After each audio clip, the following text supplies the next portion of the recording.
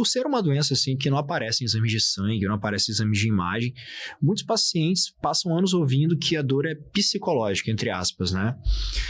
Como o reumatologista ele vai lidar com esse tipo de preconceito ali que o paciente sofre? Como que vai orientar esse paciente?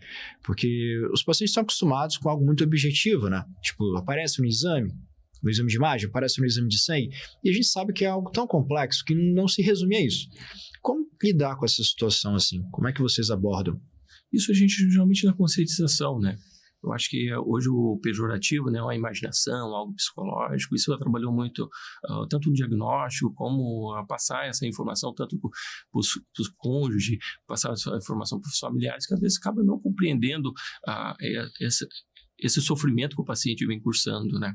Então, sempre a gente tenta conscientizar no nosso consultório, transmitir, assim, obviamente, né, fechar o diagnóstico mesmo, né, avaliar esse paciente como um todo e ver aonde que foi o gatilho, né? Tem muitos pacientes no nosso consultório que, às vezes, o gatilho foi o trauma emocional, que é um dos mais comuns, né? Histórico depressivo, conflito familiar, né? Perda de um ente querido, né? Síndrome do ninho vazio, né? Quando os familiares ou o filho sai de casa, né?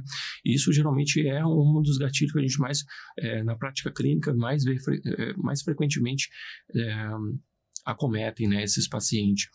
Então, a gente sempre tenta orientar, né, tanto o paciente para ele entender um pouco as dores que ele vem cursando, ele entender que essa doença tem um tratamento, apesar de, às vezes, ter uma baixa aderência, a gente vai até conversar isso talvez um pouco mais para frente, mas a má aderência ao tratamento, entender que a doença não é só medicação, é um acompanhamento multidisciplinar, que é fundamental para o tratamento e acompanhamento desses pacientes. Ele tem que entender e esse familiar também tem que abraçar esse paciente para que ele possa ter uma melhora, uma remissão dessa doença, uma diminuição do seu sintoma.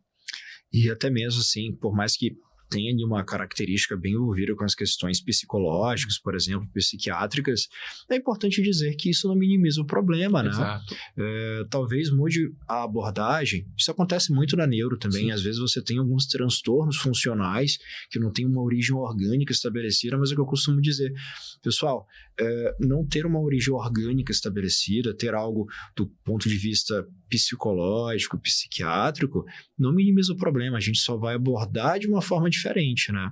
Talvez com uma equipe multidisciplinar mais ali presente e tudo mais, mas de fato esse tipo de preconceito não deve existir, né? O paciente, ele está em sofrimento, como você falou.